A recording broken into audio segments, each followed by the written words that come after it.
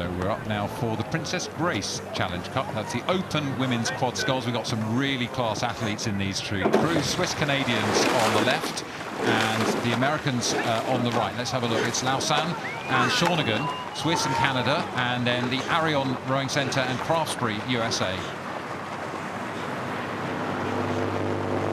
Great start from both crews, you know, straight as a die coming down that course in a coxless quad. What you want is not to even think about the steering off the start. It's that sort of the leg focus, that horizontal drive bursting out in the start line, and you know, really good. It's almost a length the Americans have got very quickly. Super impressive start from the Americans. I mean, that, you know, the Swiss Canadian crew are absolutely class scullers. So to get this kind of distance this early in the race is very, very impressive. It's very impressive for the Americans, and actually, you know, if you're in that Swiss Canadian boat, you know, quite a shock, quite a surprise. And what do we do now? We've got to make up a length quickly.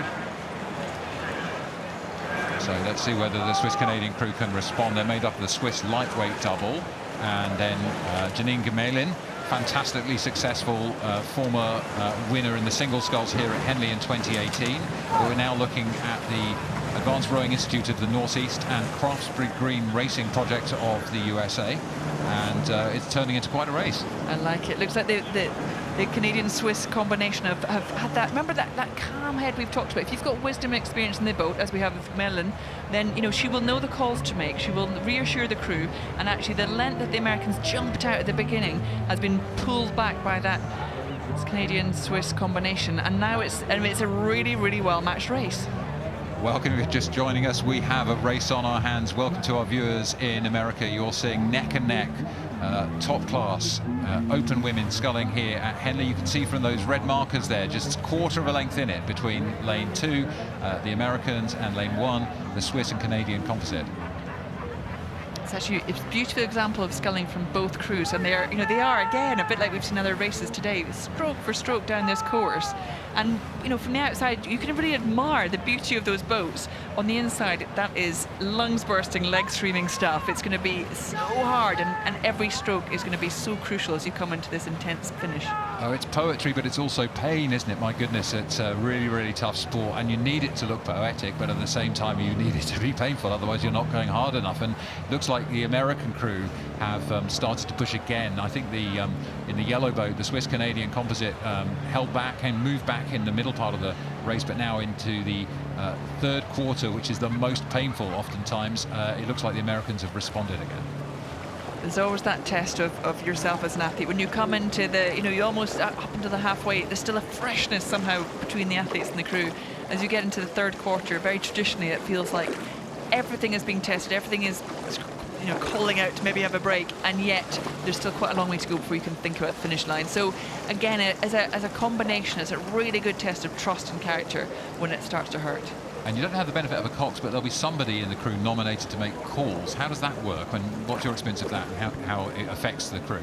It depends how much breathing you have and how much you can say, but again, through training, what you get is this almost sixth sense of it's only a word or two between you that is enough. And look, that is a brilliant response from that Swiss Canadian crew. Again, they've moved right up. So I was going to say, they've got some real change of pace in them, and they're coming back and attacking again. As you said, the experience particularly, but Janine Gemelin, who's loved competing here at Henley, she knows this track really well, and I think that maturity of hers in the two-seat will be really helping. Perhaps she's the one making the calls here. Just one word under the breath can be enough of a code to get a response from the crew, and if they feel they're moving, that can give you a real lift, particularly at this time when everything is going into a dark tunnel for you. Yeah, and it's amazing because sometimes, you know, there'll be somebody nominated to make the tactical decisions and the calls, but another person in the crew will often just, you know, we saw it in the 8 before, just call out because, you know, the energy feels right, or this is the time to move. And actually you get a lot of, you know, especially if you're starting to tire and flag, having another voice suddenly kick in and lifts everyone, and there's this sense of belief when we can come through. Hard to tell from this angle, but I think the lead might be changing as we see a really aggressive change of gear on the right of the picture in the yellow boat. Lausanne and Shawnigan Lake, the Canadian and Swiss composite, are going hell for leather through the enclosures. I know, it just felt like they sat up a bit. It just looks like their posture is confident. They've just embraced this final sprint. We saw the American blade work getting a little bit scratchy, and you know, the Canadian-Swiss combination has just pounced on that, moved straight through. This is a great example of a sprint finish in the quad. If you can keep it together and you get that change of gear, can they make it? It looks to me like the Americans are going down to the Swiss-Canadian composite now. It's a really good timing to just change that pace at the right time to take the lead. What a beautifully judged race here. They come a little bit together, but it's too late for the Americans. What a victory. I know, it's so impressive, and it always matters. It only matters that you're ahead towards the end. It doesn't matter the rest of the race at this point.